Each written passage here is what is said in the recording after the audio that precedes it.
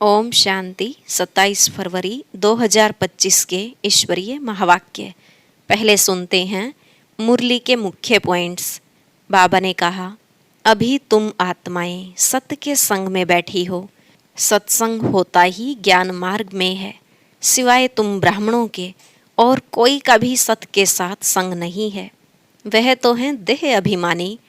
तुम देह अभिमान में नहीं आ सकते। सत्य के संग में रहकर अर्थात सत बाप को याद करने से तुम आत्माएं पवित्र बन जाती हो। याद को भी संग कहेंगे। ऐसे भी नहीं कि एक जगह बैठने से ही सत का संग होगा। नहीं, उठते बैठते चलते फिरते भी संग में ही हो। अगर बाप को याद करते हो तो। फिर बाबा ने कहा, कोई तो अच्छी रीति पुरुषार्थ कर जास्ती योग में रहते हैं, कोई फिर कम भी रहते हैं। जितना समय आत्मा बाप का संग करेगी उतना ही फायदा है, क्योंकि बाप के संग से आत्मा बलवान बन जाती है। बाप तुम्हें और कोई तकलीफ नहीं देते, सिर्फ कहते हैं याद में रहो। जास्ती रेजगारी बातों में जाने की दरकार नहीं। लास्ट में बाबा ने कहा, मुझे कल्प कल्प यहाँ आना पड़ता है और मैं बहुत खुशी से पार्ट बजाता हूँ। तुम बच्चों को भी खुशी रहनी चाहिए, परंतु याद में कम रहते हैं, इसलिए खुशी नहीं रहती। जो बच्चे अंदर बाहर सच्चे रहते हैं, बाप के मददगार बनते हैं और सदा सर्विस पर तत्पर रहते हैं, वही बाप को प्रिय लगते हैं। अब सुनते हैं महावाक्यों को विस्तार से। बाबा ने कहा, मीठे बच्चे, सत्य का संग ज्ञान मार्ग में ही होता है। अभी तुम सत्य बाप के संग में बैठे हो। बाप की याद में रहना माना सत्संग करना। प्रश्न, सत्संग की आवश्यकता तुम बच्चों को अभी ही है, क्यों? उत्तर, क्योंकि तमो प्रधान आत्मा एक सत बाप, सत शिक्षक और सतगुरु के संग से ही सतो प्रधान अर्थात काले से गोरी बन सकती है। बिना सत्संग के निर्बल आत्मा बलवान नहीं बन सकती। बाप के संग से आत्मा में पवित्रता का बल आ जाता है। 21 जन्म के लिए उसका बेड़ा पार हो जाता है। ओम शांति। बच्चे सत्संग में बैठे हैं। इस सत्य के संग में कल्प कल्प संगम पर ही बच्चे बैठते हैं। दुनिया तो यह नहीं जानती कि सत्य का संग किसको कहा जाता है। सत्संग नाम यह अविनाशी चला आता है। भक्ति मार्ग में भी कहते हैं, हम फलाने सत्संग में जाते हैं। अब वास्तव में भक्ति मार्ग में कोई सत्संग में जाते नहीं। सत्संग होता ही है ज्ञान मार्ग में। अब तुम सत्य के संग में बैठे हो। आत्माएं सत्य बाप के संग में बैठी हैं और कोई जगह आत्माएं परमपिता परमात्मा के संग में नहीं बैठती। बाप को जानते नहीं, भल कहते हैं हम सत्संग में जाते हैं, परंतु वह देह अभिमान में आ जाते हैं। तुम देह अभिमान में नहीं आएंगे। तुम समझते हो हम आत्मा हैं, सत बाबा के संग बैठे हैं और कोई भी मनुष्य सत के संग में बैठ नहीं सकता। सत का संग यह नाम भी अभी ही है। सत का संग, इसका यथार्थ रीति अर्थ बाप बैठ समझाते हैं। तुम आत्माएं अब परमात्मा बाप जो सत्य है उनके साथ बैठी हो। वह सत बाप, सत टीचर, सत गुरु है। तो गोया तुम सत्संग में बैठे हो। फिर भल यहाँ व घर में बैठे हो, परंतु अपने को आत्मा समझ याद बाप को करते हो। हम आत्मा अब सत बाप को याद कर रहे हैं, अर्थात सत के संग में हैं। बाप मधुबन में बैठे हैं। बाप को याद करने की युक्तियां भी अनेक प्रकार की मिलती हैं। याद से ही विकर्म विनाश होंगे, यह भी बच्चे जानते हैं। हम 16 कला संपूर्ण बनते हैं, फिर उतरते उतरते कला कम होती जाती है। भक्ति भी पहले अव्यभिचारी है, फिर गिरते गिरते व्यभिचारी भक्ति होने से तमोप्रधान बन जाते हैं। फिर उनको सत का संग जरूर चाहिए, नहीं तो पवित्र कैसे बने। तो अब तुम आत्माओं को सत बाप का संग मिला है। आत्मा जानती है हमको बाबा को याद करना है, उनका ही संग है। याद को भी संग कहेंगे। यह है सत का संग। यह देह होते हुए भी तुम आत्मा मुझे याद करो, यह है सत का संग। जैसे कहते हैं ना, इनको बड़े आदमी का संग लगा हुआ है, इसलिए देह अभिमानी बन पड़ा है। अभी तुम्हारा संग हुआ है सत बाप के साथ, जिससे तुम तमो प्रधान से सतो प्रधान बन जाते हो। बाप कहते हैं, मैं एक ही बार आता हूँ। अभी आत्मा का परमात्मा से संग होने से तुम 21 जन्म के लिए पार हो जाते हो। फिर तुमको संग लगता है देह का। यह भी ड्रामा बना हुआ है। बाप कहते हैं, मेरे साथ तुम बच्चों का संग होने से तुम सतो प्रधान बन जाते हो, जिसको गोल्डन एज कहा जाता है। साधु संत आदि तो समझते हैं परमात्मा निर्लेप है, सभी परमात्मा ही परमात्मा है। तो इसका मतलब परमात्मा में खाद पड़ी है। परमात्मा में तो खाद पड़ नहीं सकती। बाप कहते हैं, क्या मुझ परमात्मा में खाद पड़ती है? नहीं, मैं तो सदैव परमधाम में रहता हूँ, क्योंकि मुझे तो जन्म मरण में आना नहीं है। यह तुम बच्चे जानते हो। तुम्हारे में भी कोई का संग जास्ती है, कोई का कम है। कोई तो अच्छी रीति पुरुषार्थ कर योग में रहते हैं। जितना समय आत्मा बाप का संग करेगी उतना फायदा है। विकर्म विनाश होंगे। बाप कहते हैं, हे आत्माएं, मुझ बाप को याद करो, मेरा संग करो। मुझे यह शरीर का आधार तो लेना पड़ता है, नहीं तो परमात्मा बोले कैसे, आत्मा सुने कैसे। अभी तुम बच्चों का संग है सत के साथ। सत बाप को निरंतर याद करना है। आत्मा को सत का संग करना है।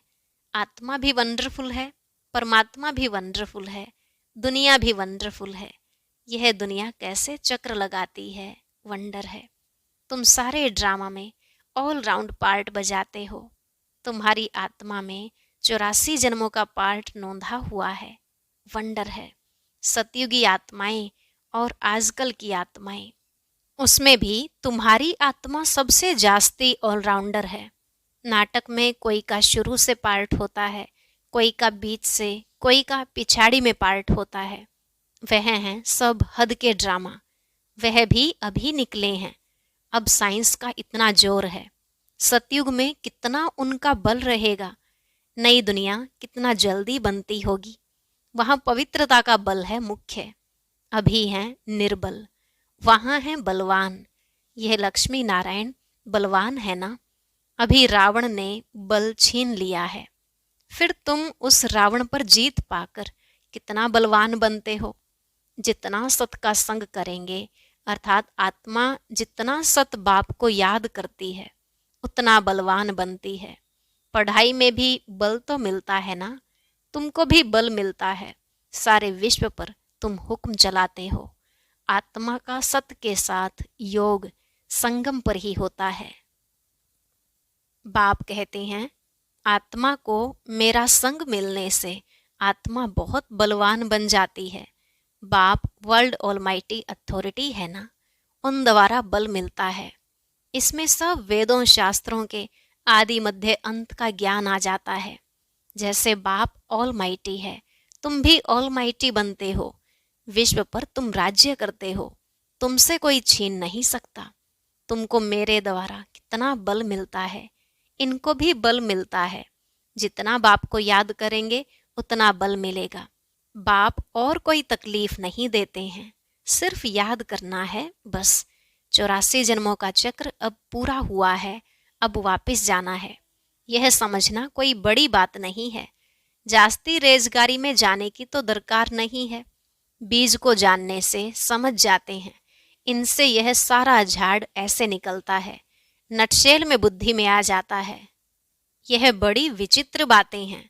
भक्ति मार्ग में मनुष्य कितने धक्के खाते हैं, मेहनत करते हैं, मिलता कुछ भी नहीं। फिर भी बाप आकर तुमको विश्व का मालिक बनाते हैं। हम योग बल से विश्व का मालिक बनते हैं।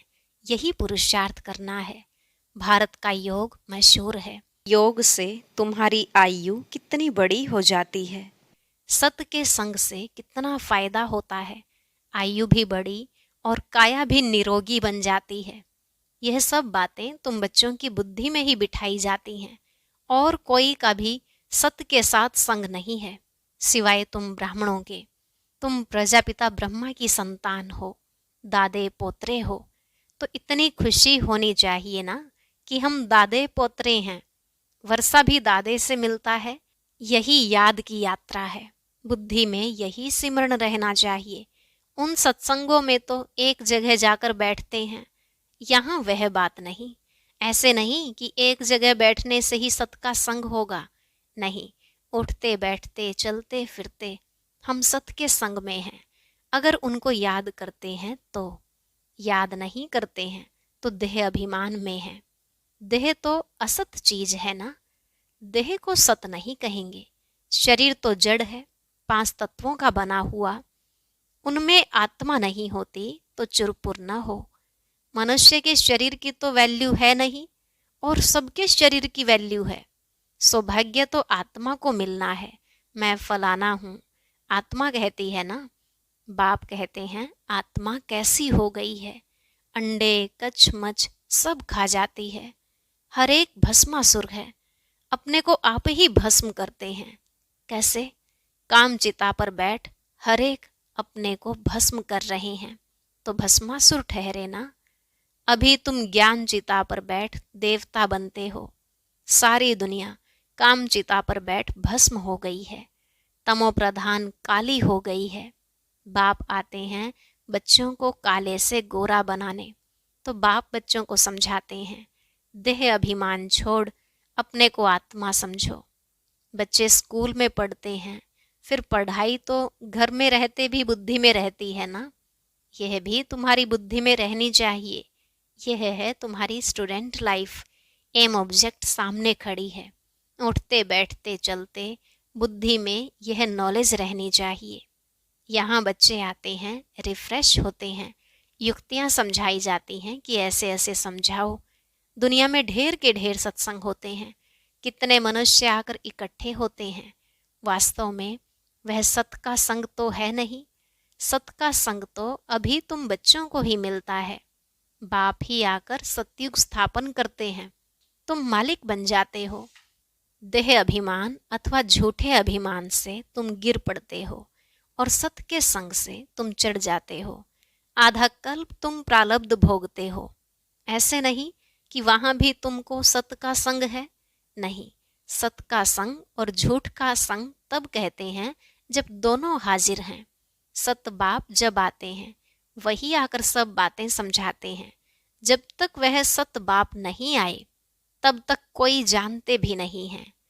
अब बाप तुम बच्चों को कहते हैं, हे आत्माएं मेरे साथ संग रखो। देह का जो संग मिला है उनसे उपराम हो जाओ।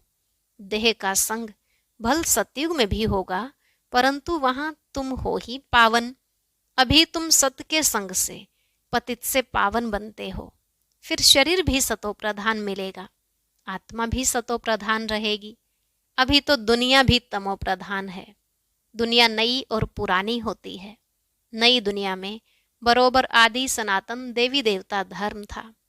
आज उस धर्म को गुम कर आदि सनातन हिंदू धर्म कह देते हैं। मूंझ पड़े हैं। अभी तुम भारतवासी समझते हो कि हम प्राचीन देवी देवता धर्म के थे, सतयुग के मालिक थे, परंतु वह नशा कहाँ। कल्प की आयु ही लंबी लिख दी है। सब बातें भूल गए हैं। इनका नाम ही है भूल भुलैया का खेल। अभी सत बाप द्वारा तुम सारी नॉलेज जानने से ऊंच पद पाते हो, फिर आधा कल्प बाद नीचे गिरते हो, क्योंकि रावण राज्य शुरू होता है। दुनिया पुरानी तो होगी ना। तुम समझते हो हम नई दुनिया के मालिक थे, अभी पुरानी दुनिया में हैं। कोई कोई को यह भी याद नहीं पड़ता है, बाबा हमको स्वर्गवासी बनाते हैं। आधा कल्प हम स्वर्गवासी रहेंगे, फिर आधा कल्प बाद नीचे गिरते हो, क्योंकि रावण राज्य शुरू होता है। दुनिया पुरानी तो होगी ना। तुम समझते हो बाबा हमको स्वर्गवासी बनाते हैं। आधा कल्प हम स्वर्गवासी रहेंगे, फिर नरकवासी बनेंगे। तुम भी मास्टर ऑलमाइटी बने हो नंबरवार पुरुषार्थ अनुसार। यह है ज्ञान अमृत का डोज। शिव बाबा को ऑर्गन्स मिले हैं पुराने, नया ऑर्गन्स तो मिलता नहीं, पुराना बाजा मिलता है। बाप आते भी वानप्रस्थ में ही हैं। बच्चों को खुशी होती है तो बाप भी खुश होते हैं। बाप कहते हैं हम जाते हैं बच्चों को नॉलेज दे रावण से छुड़ाने। पार्ट तो खुशी से बजाया जाता है ना। बाप बहुत खुशी से पार्ट बजाते हैं। बाप को कल्प कल्प आना पड़ता है। यह पार्ट कभी बंद नहीं होता है। बच्चों को बहुत खुशी रहनी चाहिए। जितना सत का संग करेंगे उतना खुशी होगी। याद कम करते हैं इसलिए इतनी खुशी नहीं रहती है। बाप बच्चों को मिल्कियत देते हैं। जो बच्चे सच्चे दिल वाले हैं उन पर बाप का बहुत प्यार रहता है। सच्चे दिल पर साहिब राजी रहते हैं। अंदर बाहर जो सच्चे रहते हैं बाप के मददगार बनते हैं, सर्विस पर तत्पर रहते हैं, वही बाप को प्रिय लगते हैं। अपने दिल से पूछना है, हम सच्ची सच्ची सर्विस करते हैं? सच्चे बाबा के साथ संग रखते हैं? अगर सत बाबा के साथ संग नहीं रखेंगे तो क्या गति होगी? बहुतों को रास्ता बताते रहेंगे तो ऊंच पद भी पाएंगे। सत बाप से हमने क्या वर्षा पाया है, अपने अंदर देखना है। यह तो जानते हैं नंबरवार हैं। कोई कितना वर्षा पाते हैं, कोई कितना पाते हैं, रात दिन का फर्क रहता है। अच्छा, मीठे मीठे सिकिलधे बच्चों प्रति माता पिता बाप दादा का याद प्यार और गुड मॉर्निंग। रूहानी बाप की रूहानी बच्चों को नमस्ते। रूहानी बच्चों की रूहानी बाप दादा को नमस्ते नमस्ते, गुड मॉर्निंग, शुक्रिया बाबा, शुक्रिया। धारणा के लिए मुख्य सार। पहला पॉइंट, तुम्हें जो इस देह का संग मिला है, इस संग से उपराम रहना है, सत्य के संग से पावन बनना है।